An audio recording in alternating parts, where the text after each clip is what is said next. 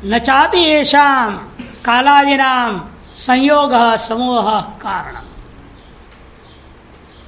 संयोग येषां नत्वात्मभावात्, है ना, उसकी व्याख्या कर रहे। येषां ने कालादीनाम, काल स्वभाव नियतिर्दृच्छा भूतानि योनि पुरुषेति चिंत्य जो कहा गया था, वे सब के सब मिलजुल करके वे कारण नहीं हो सकते। क्यों?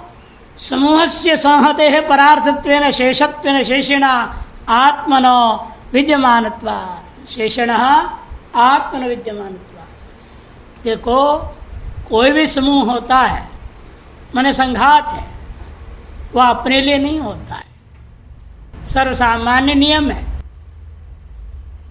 ब्रह्मसूत्र में भी आया था ना, संघातस्य परार्थत्वात्। मांडुक्य में भी सांख्य कारिका वालों का है ये, संघात से परार्थत्वात्।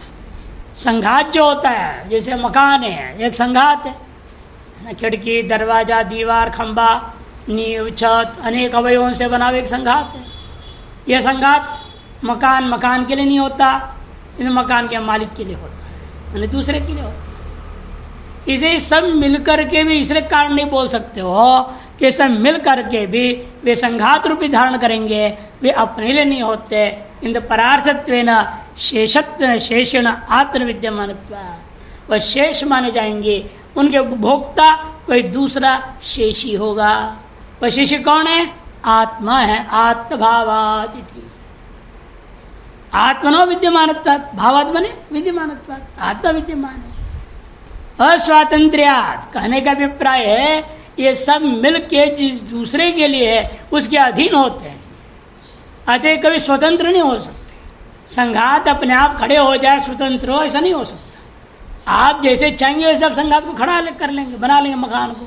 आप चाहे उसको तोड़ लो, इधर तोड़ दो तोड़ देंगे, यहाँ बना लो तो आप बना लेंगे। तो आपके अधीन है ना संघात, क्योंकि शेष है, शेषी का आत्मा के अधीन होता है और आत्मा विद्यमान है। अतः अस्वतंत्र्यात् सृष्टि स्थिति लय प्रलय नियम लक्षण कार्यकरणत्व अयोगा। इसलिए सृष्टि स्थिति प्रलय के नियमन करना रूपा जो कार्यकरणत्व है वह इनमें मिल करके भी नहीं हो सकता। आत्मा तर्री कारणम स्यात् एव। अतः यदि आत्मा को कारण कहा दो, आत्माप्यनीशः सुख दुःख हेतोः, मंत्र लाया। आत्मा भी अनिश सुख दुख हेतोरिति। आत्मा मने जीवात्मा, परमात्मा नहीं रहते, आत्मा मने जीवात्मा। संघात जीवात्मा के अधीन है और जीव भी स्वतंत्र नहीं, वो भी दूसरे के अधीन है, खुद के कर्मों के अधीन है, ईश्वर के अधीन है। कहते आत्मा मने जीव अपि अनिश अस्वतंत्र अतएव न कारणम, इसलिए कारण नहीं हो सकता, जगत का कारण नहीं हो सकता। अस्वातंत्र्यादेव च आत्मनोपि सृष्टिया हेतु न सम्मतित्यर्थ। अस्वतंत्र होने के कारण से जीवात्मा भी सृष्टि आदि के प्रति कारण नहीं हो सकता। ये क्या आगे पाठ? कथम अनिशत्वम, कथम होना चाहिए, क्या है? कथम है, ठीक है। फिर हमारे यहाँ यथम था, यथम अनिशम, इसलिए पूछा मैंने क्या पाठ है। यदि कर दिया है तो ठीक है। कथम पूछा क्यों जीवात्मा नहीं हो सकता? तो हेतु दे दिया अनीशम, क्योंकि अनीश है, ईश्वर नहीं है, सर्वसमर्थ नहीं है ये। सुख दुख हेतु हो, जहाँ भी हतो हो गया, हे का एक कार कट गया है, आपके यहाँ शायद ठीक होगा। हेतु हो सुख दुख हेतु हो, सुख दुख हेतु भूतस्य पुण्य लक्षण से कर्मणो विद्यमानत्वात्। जो सुख दुख का यानी पुण्य का फल है सुख दुख, और पुण्य रूपी कर्म ये विद्यमान सदा रहते हैं। सुख दुख का कारणीभूत जो पुण्यात्मक कर्म है विद्यमान होने से विद्यमानत्वात् कर्म परवशत्वेन अस्वातंत्र्याच्च। विद्यमानत्वात् कर्म परवशत्वेन, विद्यमान होने से कर्म के अधीन होने के कारण से भी यह बेचारा अस्वतंत्र ही रहता है, चाहते भी करना नहीं कर सकता। कई बातें सोचता, कई प्रकार का मन ही मन आयोजन बनाता है, योजना बनाते रहता है। अभी एक आया दंपति बेचारे और कह रहे महाराज हम दोनों की शादी हुए 2 साल हो गया, इतनी जल्दी देखो, करे अभी तक जो है हमारा अपना घर ही नहीं हुआ। मैंने कहा कहने का तुम्हारा अभिप्राय क्या, अपना घर हो तो हम सब तो बच्चा पैदा करेंगे।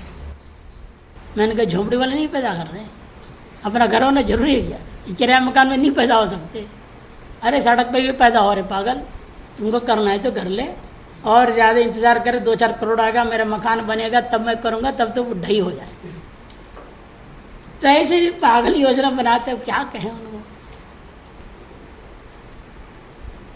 कथा आपका इसलिए कहते हैं ये जब तक है उनके अधीन आप रहते हो, पुण्य पाप कर्माधीन सुख दुख आपका है, मकान आदि होना तत्परवशत्वेन अस्वातंत्र है। त्रैलोक के सृष्टि स्थिति में सामर्थ्य न विद्यते वह, आप एक चीज की उत्पन्न करने का सामर्थ्य नहीं है तो तीनों लोगों की सृष्टि स्थिति आदि का नियमन करने का सामर्थ्य तो इसमें कहाँ से होगा, बिल्कुल नहीं हो सकता। न विदिते वह इत्यर्थ हो। आज तीनों लोगों का छोड़ो, स्थिति इतनी दयनीय स्थिति होती जा रही जीवों की, ये देखने से पता लगता है महंत मंडलेश्वरम को अपने आश्रम का ही नियमन का संयमन नहीं कर पा रहे, नियंत्रण में नहीं रख पा रहे, परेशान है। इधर ये हो गया उधर हो गया, वो चेड़ा उतरा लाख रुपए लेके भाग गया, ये चेड़ा ये करके गया, अब क्या है हालत तुम्हारी है। और लिख रहे हैं हम पूर्ण ब्रह्म। तो देख लो अपने, इससे हमें सीखना है अपना हाल क्या होगा, अपने को देखो समझ लो और सही मार्ग में चलो। ये लफड़े मत पड़ो कि हमने पहले निश्चय कर लेना हम तो मठ चलाने योग्य नहीं है। कहा तुम कहानी कहा महंत बनने का प्रयास करोगे, पहले अपने पर अध्याप कर लो ना। हम मठ मंदिर चलाने लायक है ही नहीं, हम तो 2 टाइम आराम से टिकट बना के खाने लायक है केवल, अरे शांति रहेगी, नहीं तो आज बुरी तरह से फंसता है। त्रैलोक की स्थिति नियमन करने में सामर्थ्य न मिलते, एक अर्थ हो गया। अथवा सुख दुख हेतु के दूसरा अर्थ कर रहे हैं, सुख दुख का हेतुभूत आध्यात्मिक भेद भिन्न जगतो अनिशो न कारणम इत्यर्थ हो। सुख दुख आदि का कारणीभूता आध्यात्मिक आदि दैविक और आदि भौतिक भेद से जो कारण सामग्री भिन्न भिन्न है, हमारे सुख दुख के कारण है। कहीं आध्यात्मिक कारण बनता है, शरीर को लेकर के सुख दुख होता है, कहीं आज बहुत आंधी तूफान आ रहा है, कहीं कुछ हो रहा है, उसकी वजह से आपका अनेक प्रकार नुकसान होने से दुख होता है। अब खेती वालों को देखो, अभी आम वाले कई लोग रोने लग गए, इतना तूफान आ रहा है, इतना हवा आ रहा है, सारे फूल ही झड़ गए, फल कब कितना होगा। आदि भौतिक दुख दे रहा है ना, और आदि दैविक तो पता है तो अदृश्य और खराब है, उनको पता ही नहीं चलता है।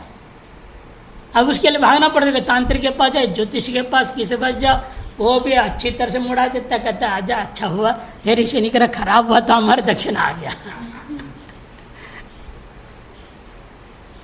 वो अपनी जीविका देख रहा, बड़ा मुश्किल संसार है। इसलिए आदि भौतिक आदि दैविक और आध्यात्मिक दुखों का सुखों का कारणीभूत पर आपका जो नियमन जगतो अनिशो अतएव जीवात्मा भी न कारणम भवति। एवं पक्षांतराणि निराकृत्य प्रमाणांतर गोचरे वस्तुनि प्रकारांतरम अपश्यंतो।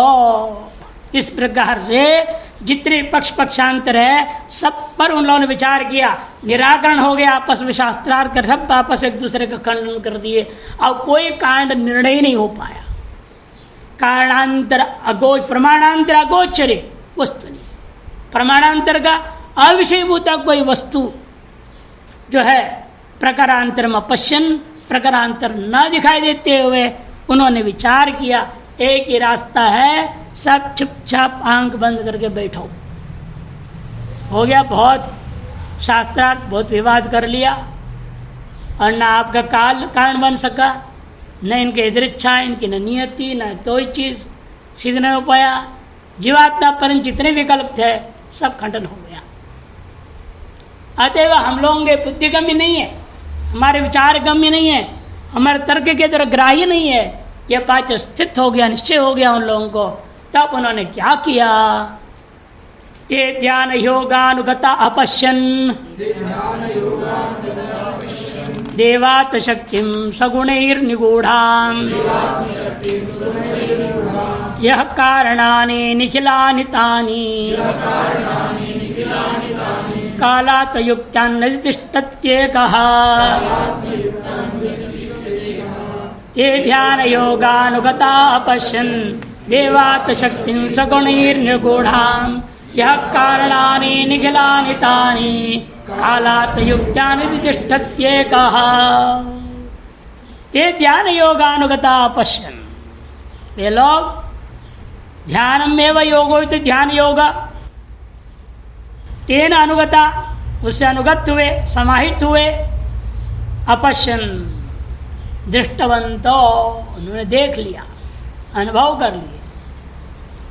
ध्यान रूपी योग के द्वारा अनुगत होकर के समाहित चित्त वाले होकर के अनुगत मैंने समाहित चित्त वाले होकर के उन्होंने अनुभव किया। क्या अनुभव किया? एक ऐसा देवात्म शक्तिम स्वगुणैर निगूढ़ाम।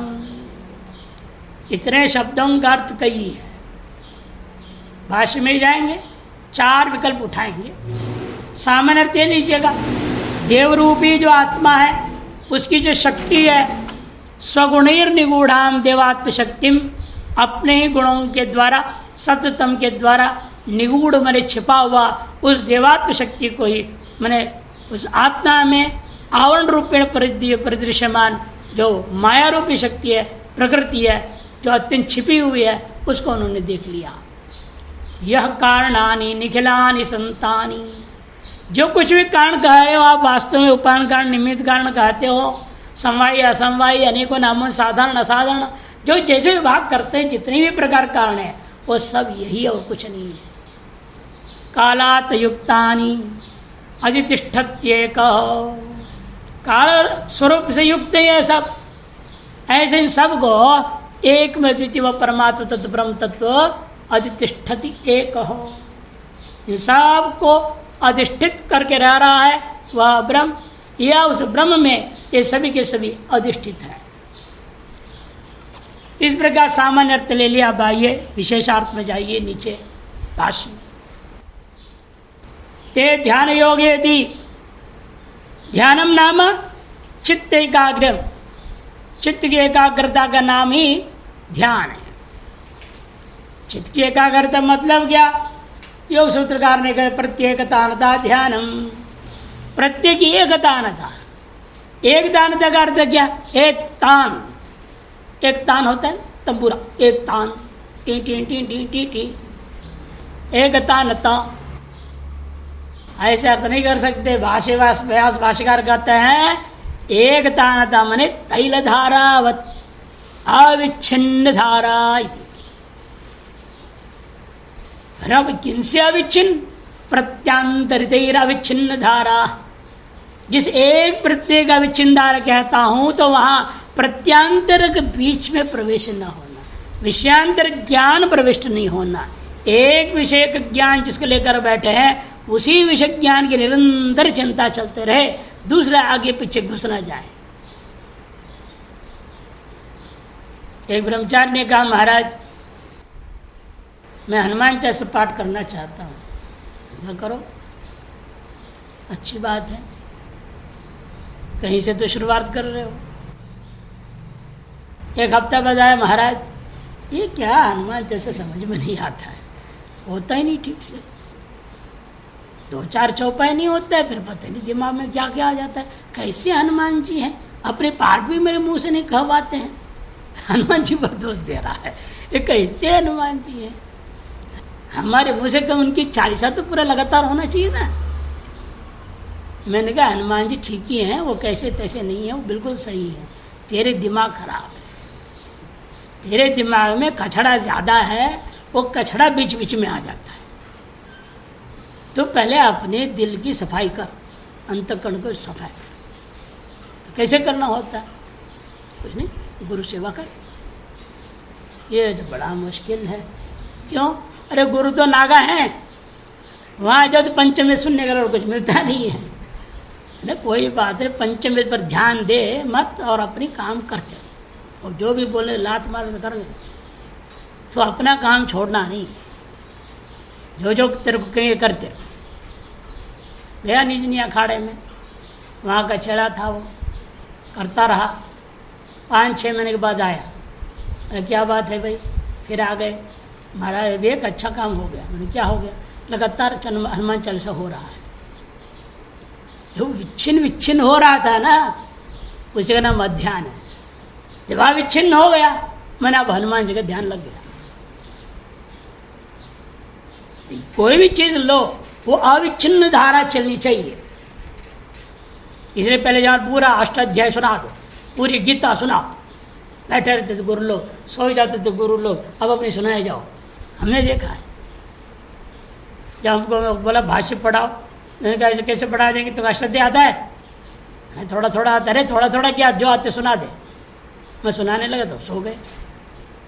मैंने गुरु जी गुरु जी, अच्छा कहाँ तक सुनाया? अच्छा आगे सुना दे।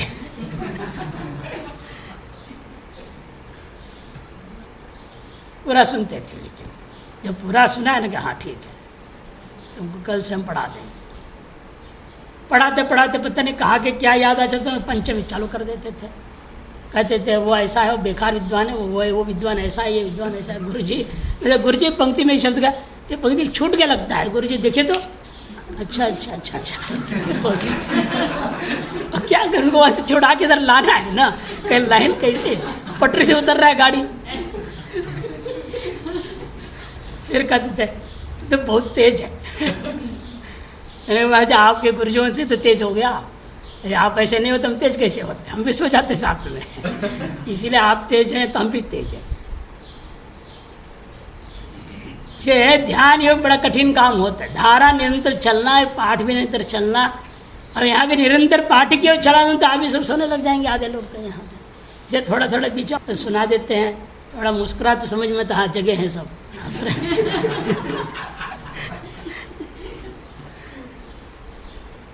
तदेव योगो, और ध्यान ही योग है। ध्यान से योग नहीं, ध्यान ही योग है। कर्मधारय समास करते, ध्यान एवं योग है, ध्यान योग। युजित अनिन्नति योग, जिससे तरह युक्त हो जाए उसका नाम योग है। इति ध्यातव्य स्वीकार उपाय तम अनुगता, ध्यातव्य के स्वीकार करने का उपाय का नाम ध्यान योग है। ध्यातव्य जो हनुमान आदि, उनका स्वीकार हो जाए, हमारे हृदय में वह विलीन हो जाए, एकतान हो जाए उनका स्वरूप, ऐसा होने के पर जो साधन है उसका नाम ध्यान योग है। उससे अनुगत होने पर हो तम अनुगताः, ध्यान योग अनुगताः। अनुगता की व्याख्या करते समाहिताः, समाहिता, समाहित हो गया उसी में, अपने ध्यातव्य में समाहित हो गए चित्तो। तब अपश्यन दृष्टवन्तः, क्या देखा उन्होंने? देवात्म शक्ति मिति, देवात्म शक्ति को उन्होंने देखा। इसकी व्याख्या करने के लिए कहते हैं देवात्म शक्ति का अर्थ क्या है। पहला पक्ष आरंभ करता है, पूर्वोक्तम एवं प्रश्न समुदायम परिहाराणाम सूत्रम उत्तरत्र प्रत्येकम प्रपंचिष्यते। देखो, पूर्वोक्त ही प्रश्न समुदाय के परिहारों का सूत्र को अब एक एक करके उत्तरत्र प्रत्येक का विस्तार करके समझाया जाएगा। एक एक प्रश्न लेंगे, उसके एक एक जवाब में आगे पूरी उपनिषद उसी में समाप्त हो जाएगी। क्या है प्रश्न समुदाय? जो पहला मंत्र और दूसरे मंत्र से विचार करके निर्णय लिया गया, प्रश्न समुदाय कोई पुनः संक्षेप में कह रहे। तत्र अयं प्रश्न संग्रह, यहाँ प्रश्न संग्रह यह है, किम ब्रह्म कारणम आहोस्वित कालादि। पहला प्रश्न है, क्या ब्रह्म इस जगत का कारण है या कालादि इस जगत का कारण है? तथा किं कारण ब्रह्म आहोस्वित कार्य कारण विलक्षणम, अथवा क्या ब्रह्म वास्तविक कारणत्व है अथवा कार्य कारण उभय से विलक्षण व ब्रह्म है, अथवा कारणम व अकारणम व ब्रह्म, कारण होते हुए अकारण भी है वो ब्रह्म। कारणत्वे भी किम उपादानम उत निमित्तम, कारण पक्ष में भी वह उपादान कारण है या निमित्त कारण है। अतः वह उभय कारणम ब्रह्म किम लक्षणम, अतः उभय कारण है, ये कॉमा हो जाना चाहिए। अतः उभय कारणम, फिर ब्रह्म किम लक्षणम, अकारण व ब्रह्म किम लक्षणम। अतः कारण ब्रह्म का लक्षण क्या है, या कारण ब्रह्म तो उसका लक्षण क्या है। यदि कारणात्मक ब्रह्म मानते हो तो कारणात्मक ब्रह्म का लक्षण क्या है। यदि अकारणात्मक ब्रह्म मानते हो तो उसी का लक्षण बता दीजिए। तत्रायम परिहार, उनमें से पहला परिहार है, न कारणम नाप्य कारण न चौभयम नाप्यनुभयम न च निमित्तम न च उपादान न चौभयम इति। सब कारण भाव खत्म कर दिया, वह कारण ही नहीं है। और अकारण भी मत कहो, और यूं कहो उभय है, वो कारण कारण उभयात्मक है, वो भी नहीं है। नाप्युभयम न चौभयम नाप्यनुभयम, और कारण अकारण उभय रूप नहीं है, ये भी बात मत कहो। फिर क्या निमित्त है वो, न च निमित्तम, केवल उपादान है, न च उपादानम, निमित्त उभय है, न च उभयम। फिर क्या है आपका ब्रह्म। सब पक्षों को खत्म कर दोगे, बचेगा क्या। कोई कहेगा शून्य बचेगा, ये तो कहेंगे। अरे जितने भी संख्या आप हैं सब संख्याओं खत्म कर दो तो बचेगा क्या, शून्य तो बचता है संख्या में। लेकिन समस्या है वो शून्य संख्या नहीं है, ये एक विचित्र मजबूरी है गणित का। सर्व संख्या को काट दो, क्या बचेगा कहने के लिए भले शून्य कह देते हैं, उनसे पूछो शून्य संख्या है। शुरू कहाँ से किया उन्होंने श्लोक, एकम दशम शतं चैव, कहना चाहिए शून्यम एकम दशं चैव, ये होना चाहिए था, नहीं कहते। फिर क्या है तब कहते सुनो, यद उपाधिकम अस्य कारणत्वादि तदेव कारणम निमित्तम उपाद्य तदेव प्रयोजकम निष्कृष्य दर्शयति देवात्म शक्तिमिति। जिस उपाधि को लेकर के इस ब्रह्म में कारणत्वादि का विचार होता है वो उपाधि को समझो। यद उपाधिकम अस्य मन ब्रह्मण कारणत्वादि, जिस माया रूपी प्रकृति रूपी उपाधि को लेकर के इस ब्रह्म में कारणत्वादि का व्यवहार होता है, तदेव कारणम निमित्तम उपाद्य, वही कारण है, वही निमित्त है, उसका उत्पादन करके तदेव प्रयोजकम निष्कृष्य दर्शयति, उसी के प्रयोजक को निष्कृष्ट करके दर्शाने के लिए आरंभ गया है देवात्म शक्तिमिति। देवस्य, देव कौन है, द्योतनाद, द्योतनादि युक्तस्य प्रकाश आनंद आदि स्वरूप से युक्त माइनो महेश्वरस्य, देखो माया वाला महेश्वर, माइनो महेश्वरस्य परमात्मना आत्मभूताम अस्वतंत्रांच न सांख्य परिकल्पित प्रधानादिवत पृथक भूतान स्वतंत्राम शक्तिम कारणम अपश्यन। आत्मभूत है वो, परमात्मा के स्वरूप में ही कल्पित है वो, अतएव आत्मभूत होने के नाते अस्वतंत्र है। यहाँ पर इसलिए सांख्य से परिकल्पित प्रधान यानी के परमाणुवादिवादों को जो पृथक भूत है आत्मा से स्वतंत्र मानते शक्ति, वह कारण वो नहीं मानते। न सांख्य परिकल्पित प्रधानादिवत पृथक भूता स्वतंत्र शक्तिम कारणम अपश्यन, ऐसे कारण को उन्होंने देखा, अनुभव किया। दर्शयिष्यति च, इसी बात को आगे जाकर चौथे अध्याय में कहेंगे भी, 10वें श्लोक में मंत्र में, मायां तो प्रकृति विद्यात माइनंतो महेश्वरमिति। तथा ब्राह्मे भी कहेंगे ऐसा चतुर्विंशति भेद भिन्ना माया परा प्रकृति तत्समुत्था। ब्रह्म मने ब्रह्म पुराण, ब्राह्मे मने ब्रह्म पुराण में कहा उन्होंने ऐसा चतुर्विंशति भेद भिन्ना।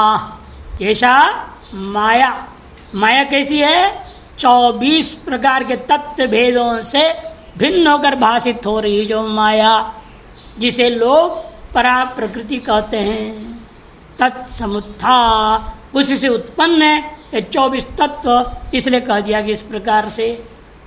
तथा च गीता में भी मयाध्यक्षेन प्रकृति सुयते सचराच, मुझ अध्यक्ष के द्वारा प्रेरित होकर के यह प्रकृति चराचर जगत को उत्पन्न करता है। गीता 9:10 में इसी को यहाँ देवात्म शक्ति शब्द से कह दिया।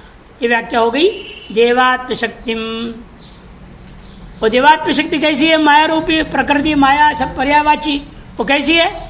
स्वगुणैर्निगूढ़ाम। स्वगुणै प्रकृति कार्यभूत ही पृथिव्यादिभिश्च, प्रकृति का कार्यभूता और पृथ्व्यादियों के सहित वह निगूढ़ाम संवृताम ढकी गई है। कार्याकारेण कारणाकारस्य अभिभूतत्वात्। ये कार्याकार में जो दिख रहा है वह कारणाकार को अभिभूत कर देता है। आप कहीं भी जाते हैं, सोनार की दुकान में घुसिए, देखते ही आपके दिमाग में आता ही नहीं ये सब सोना ही है। आता है किसके दिमाग में? ये टॉप्स है, ये अमुक है, ये हार है, ये कंगन है, नहीं ये मुकुट है, अन्य अन्य नाम से देखते हैं। जिसका नाम नहीं भी जानते हो ना, आप पूछते इसका क्या नाम है? अरे कौन है? ये सोना है। आप उसका विशेष ही जानते। बोलते थे ये क्या है? सब्जी का दुकान है। ठीक है, अंदर जाओ, फिर ये सब सब्जी है, नहीं रह जाता है। ये क्या है? बैगन है। ये क्या है? लौकी है। ये क्या है? अरे सब सब्जी ही है, नहीं रहती। अब बोलने के लिए बाहर से तो बोलते सब्जी का दुकान, इसमें जो हमारे सब सब्जी और कुछ है ही नहीं। अंदर जाते तो सब्जी भेद पकड़ लेता है, वो सब्जी को भूल जाता है सामान्य को, और भेद में निखारता है, उसके लेकर विवाह शुरू हो जाता है। नहीं 20 रुपये के नहीं 18 रुपये दे दो, बोल शुरू कर देता है। अरे भाई सब्जी सब्जी है, वो भाव नहीं आ सकती। बड़ा कठिन काम है ना। मिठाई की दुकान में वहाँ पे वही हाल है। अरे सब बेसन मैदा करो, कुछ है ही नहीं, बेसन मैदा चीनी है। अब उसमें भी हाव भाव उसने लिख दिया, नाम अलग दे दिया। नहीं नहीं, नाम ढूंढते वो लोग भी कम नहीं है। नहीं नहीं, नाम सृजन कर देते। टुकोपो टुकोपो, टुकोपो क्या चीज़ है? पहली बार पढ़ा मैंने भी देखा, अरे नया नाम दे दिया, क्या है? अरे कुछ नहीं, बाद मेरे मन में आया नाम तो रखा है इसने। है क्या? देखने से पता लग रहा है वो है बेसन है, ऊपर में तो बादाम है, इधर एक काजू। टुकोपो तो बड़ा कमाल करते हो भाई। नए नए नाम लिख देते हो, और चीज़ वही है, वजन वही है, सब वही है। इसका दाम हो गया नया नाम होने से 600 रुपया, 400 रुपये की चीज़ तक कल तक नया नाम प्लेट उसी पर ठोक दिया और 600 रुपये बेच रहा है। नाम बदल दे, प्लेट ये नाम उधर डाल दो, नाम इधर डाल दो, हो गया। ऐसे ज़्यादा माल बिक रहा है, देख लिया उसने तो नाम बदल दिया, तो हाई पे रेट पे जा रहा है। इतने चालाकी करते हैं लोग। इसलिए कहते हैं कि देखो वह कार्याकारेण कारणाकार अभिभूत हो गया, इसलिए हमें वो कारण माया नहीं पता चल रहा। सारे जगत कारण माया है, प्रकृति है, हमें नहीं पता चल रहा है। कारण हम कार्याकार को ही ग्रहण कर रहे हैं और कारणाकार को भूल जा रहे हैं। स्वगुणैर प्रकृति कार्य भूत ही पृथ्व्यादि भी कार्याकारेर निगूढ़ाम संवृताम, मने कार्याकारेण कारणाकार से अभिभूतत्वात् कार्यात् पृथक स्वरूपेण उपलब्धम अयोग्यम इत्यर्थ। कार्य से पृथक स्वतंत्र स्वरूपेण उस माया को, प्रकृति को आप उपलब्ध कर नहीं पा रहे हैं। उपलब्धम अयोग्यम। तथा च प्रकृति कार्यत्वं गुणानां दर्शयति व्यास। इसे प्रकृति को कार्यों को ही गुण कार्यत्वं गुणानां, जितने भी गुण है ये प्रकृति का कार्य, इस बात को व्यास जी ने गीता में दिखाया है। सत्तम रजस्तम इति गुणा प्रकृति संभवा, 14वां अध्याय 5वां श्लोक में।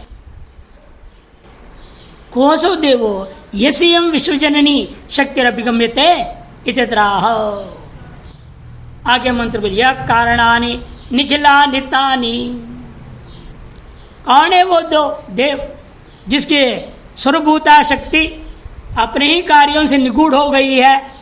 ऐसा वह देव कौन है? कोसो देवो यस्य इयं विश्वजननी शक्ति, जिसकी यह विश्वजननी शक्ति है, ऐसा स्वीकार अभ्युगम्यते इत्यत्राह। यह कारणानि, यह बोलेंगे कारणानि निखिलानि तानि पूर्वोक्तानि कालात्मयुक्तानि। जो पूर्वोक्त काल विद्या था ना, नियति यदिरेच्छा आदि करके जो लिखा दिखाया था, उन सारे स्वभाव इत्यादि उनको ले लेना है। कालात्मकानि, कालात्मकानि की व्याख्या भी समझो। काल आत्मभ्याम युक्तानि, उन्हें काल पुरुष संयुक्तानि, काल और पुरुष संयुक्त। स्वभावादीनि, स्वभाव सभी। काल स्वभाव इति मंत्रोक्तानि, काल स्वभाव नियति इत्यादि मंत्र में जो कहेंगे, दूसरा मंत्र में जो कहा गया था, उन सब को अधितिष्ठति नियमयति एक अद्वितीय यह परमात्मा, जो वह अद्वितीय है, परमात्मा है, वही सबको अधिष्ठित कर शासन करता है। नियमयति परमात्मा तस्य शक्तिम कारणम अपश्यन, उसका जो शक्ति है, कारण है, उनको उन्होंने अपश्यन में अनुभव किया। इति वाक्यार्थ, प्रथम वाक्यार्थ हो गया। अथवा दूसरा पक्ष देवात्म शक्तिम की दूसरी व्याख्या। पहले लिया देव मने परमात्मा, उसके स्वरूपता जो माया शक्ति, वह उसके कार्य जो सत्वरजतम प्रवेक कार्यों के द्वारा ढकी हुई है। अतः वह परमात्मा जो सकल प्रकार कारणों का भी अधिष्ठित करके काल और पुरुष के माध्यम से अधिष्ठित करके जो संचालन करता है, नियमन करता है, वह देव है, ये सिद्ध हो गया। अथवा देवात्म शक्ति, देवात्मना मन ईश्वर रूपेण अवस्थिता, ईश्वर रूपेण अवस्थिता शक्ति, ईश्वर रूपेण अवस्थित जो शक्ति, इसमें क्या प्रमाण है? तथा च सर्वभूतेषु सर्वात्मन या शक्तिरपरा तव गुणाश्रया नमस्तस्यै शाश्वतायै परेश्वरे यातीता गोचरा वाचां मनसां च विशेषणा ज्ञान ध्यान परिच्छेद्य तां वंदे देवतां परां। कहते देखो, हे परेश्वरा संबोधन है, हे परमात्मा, सर्वभूतेषु सर्व, हे सर्वात्मन, दो संबोधन, हे परेश्वरा, हे सर्वात्मन, हे परमेश्वर, हे सर्वात्मा, सुनो मेरी बात, सकल भूतों में या शक्ति अपराधव, आपकी एक अपरा शक्ति है, ना आपकी एक पराशक्ति है, एक अपराशक्ति है। आप अपनी पराशक्ति को कदाचित अपनी लीलाओं के लिए प्रयोग करते हैं, लेकिन बाकी संसार को पैदा करने, संचालन करने वगैरह के लिए आप सदा अपनी अपराशक्ति का ही प्रयोग करते हैं। इसलिए कहते हैं शक्ति अपरा तव, कैसी हो शक्ति अपरा? गुणाश्रया, सत्र गुणात्मिका। अपरा जो शक्ति आपकी है वह कैसी है? आश्रया शाश्वताय तस्यै नमः, वह शाश्वता है, वह भी नित्य है। ऐसा नित्य शक्ति आपका जो अपराशक्ति है उसको नमस्कार करता हूँ। ये पराशक्ति कदाचित प्रयोग होता है, महामाया, महावय जुगत है, इसीलिए महामाया कह देते हैं, महाराधा कहते हैं। नहीं, कार्षणी संप्रदाय वाला महाराधा कहेंगे, ये राधा अलग है, ये यहाँ पर आई नाची गई ये अलग है, ये राधा अपराशक्ति है और पराशक्ति महाराधा बोल देते हैं। जैसे विष्णु की शक्ति वैष्णवी शक्ति है, माहेश्वरी शक्ति, ब्राह्मी शक्ति, ये सब बोला जाता था। उनकी पराशक्तियाँ हैं, वो उनकी पत्नी जैसे सदा उनके साथ रह जाते हैं, कदाचित लीला के लिए आते हैं, अधिकतर अपराशक्ति से सब खेल खेलते रहते हैं। कहते हैं वो और कैसे? यह अतीत अगोचरा वाचा मनसांच अविशेषणा, वाणी और मन दोनों के ऐसे अतीत है वो। ये तो वाचो निवर्तन्ते अप्राप्य मनसा सह, अतएव इनका अविषया, अगोचर मन अविषया और अविशेषणाच, और किसी प्रकार से विशेषणों से विशेषित होकर भाषित होने वाली नहीं है। इनके कार्य के द्वारा ही उनका अनुमान किया जाएगा। वह शक्ति जो है कार्यानुमेय है, ज्ञान ध्यान परिच्छेद्या, इसलिए कह दिया कैसे उसका परिच्छेदन होगा, अनुभूति होगी, ज्ञान और ध्यान से ही हो सकता है। ताम वंदे देवताम पराम शक्तिम, ऐसे उस देवता की पराशक्ति को भी वंदना करता हूँ।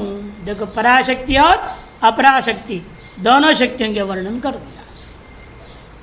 जो वाणी मन से अतीत है, अविषया है और अविशेषणा है, तो केवल ज्ञान ध्यान के द्वारा परिच्छेद्य है और पराशक्ति है। और इंद्रिया तिर्ग्राह्य है, जगदाकारेण परिणत है, वह अपराशक्ति है। परापरा इन दोनों शक्तियों संपन्न आप हैं, ये इनको बता। देवात्म शक्ति प्रपंचशिति च स्वभावादीना अकारणत्वम अज्ञानस्य वै कारणत्वम स्वभावम एके कवयो वदन्ति इत्यादि। आगे कहने वाले विस्तारपण स्वभावजम अकारणत्वम अज्ञानस्य वै कारणत्वम स्वभावम एके कवयो वदन्ति।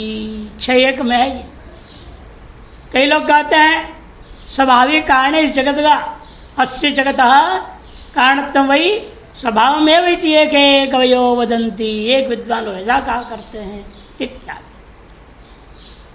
और इसी श्वेत 4:9 में कहेंगे माई सृजते विश्व में तत्, संपूर्ण विश्व को माया वाला माई वह सृजन करता है। एको रुद्रो न द्वितीया यतस्तु, इसी श्वेता सूत्र का 3:2 का है। एकमेव अद्वितीय रुद्र है, द्वितीयाय न तस्तु, द्वितीय के लिए स्थित है ही नहीं।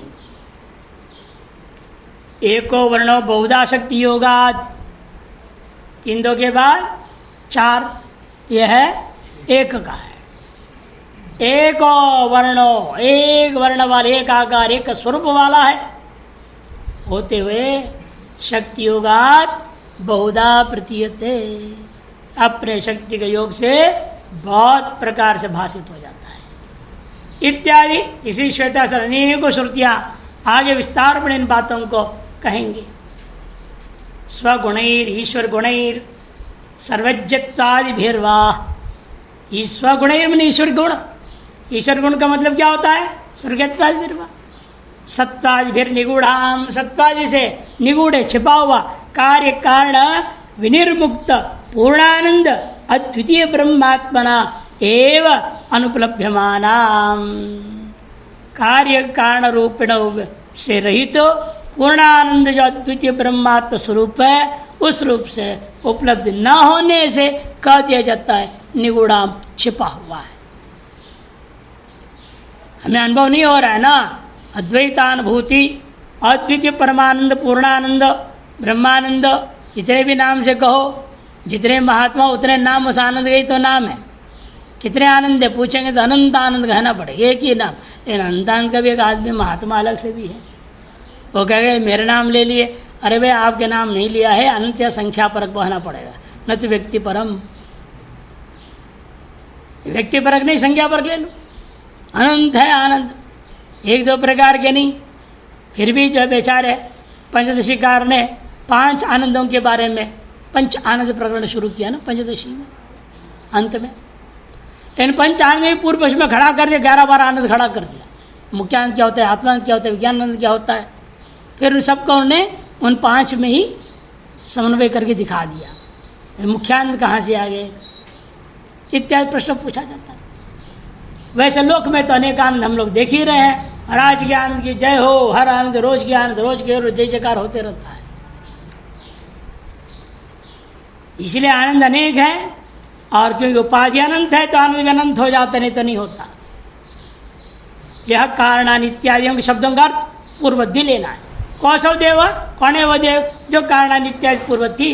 देव तो हमेशा एक में अद्वितीय ब्रह्म ही देव शब्द से लेना है, लेकिन उसकी जो देवात्म शक्तिम आत्मशक्तिम शब्द से अलग अलग अर्थ लिया जा रहा है। पहले शक्ति से केवल सीधे ही एकमात्र माया को ले लिए, त्रिगुणात्मिका माया। फिर गए यहाँ पाकर मिलने शक्ति का अर्थ 2 ले लो, पराशक्ति और अपराशक्ति नाम से 2 शक्ति ले लिया दूसरी व्याख्या में। बाकी शब्दों की आके पूर्वत कह देते हैं यह कारणान इत्यादि पूर्वात, अथवा देखिए तीसरा पक्ष आरंभ होता है। देवस्य परमेश्वरस्य आत्मभूताम, जगद उदय स्थिति लय हेतुभूताम इत्यर्थ। जगत के उत्पत्ति, स्थिति और लय स्वरूप प्राप्ति के प्रति कारणभूताम। कौन है वो? ब्रह्म विष्णु शिवात्मिकाम शक्तिमिति। ब्रह्मा विष्णु शिवात्मिका तीन शक्ति है, ब्रह्म शक्ति, विष्णु शक्ति, शिव शक्ति। तथा चुक्तम, इसे में कहा है शक्तयो यस्य देवस्य ब्रह्म विष्णु शिवात्मिका। ब्रह्म विष्णु शिवा ब्रह्मन् प्रधाना ब्रह्म शक्तयः। देवस्य यस्य देवस्य शक्तियाँ, जिस देव की तीन शक्तियाँ सुप्रसिद्ध है, ब्रह्म शक्ति, विष्णु शक्ति, शिव शक्ति नाम से है। एक और जगह कहा है ब्रह्म विष्णु शिवा हे ब्रह्मन। यह ब्रह्म के प्रधाना शक्तियाँ, ब्रह्म के प्रमुख तीन शक्तियाँ कही जाएगी। वैसे शक्ति तो अनंत है, इन ब्रह्म के तीन प्रमुख शक्ति है, ब्रह्म शक्ति, विष्णु शक्ति, मन उत्पत्ति स्थिति शक्ति और संहार शक्ति। इस पक्ष में स्वगुण का अर्थ सतमो भी, इतने अर्थ लेंगे। सत्वेन विष्णु, रजसा ब्रह्म, तमसा महेश्वर, सत्ताद्युपाय संबंधात स्वरूपेण निरुपाधिक पूर्णानंदा अद्वितीय ब्रह्मात्मना एव अनुपलभ्यमाना। भाग शब्दों का अर्थ ले लिया। परमेश्वर है वो परमेश्वर अपने सत्ताद्युपाय संबंध के कारण से स्वरूपेण निरुपाधिक होते हुए भी, पूर्णानंद द्वितीय ब्रह्मात्म रूप होते हुए भी वह हमें उस रूप से अनुभव में नहीं आता। परसी ब्रह्मण सृष्टियादि कार्यम कुर्वन्तो अवस्था भेदम आश्रित्य शक्ति भेद वारो न पुनस्तत्व भेदम आश्रित्य। तात्विक भेद वास्तव में है नहीं।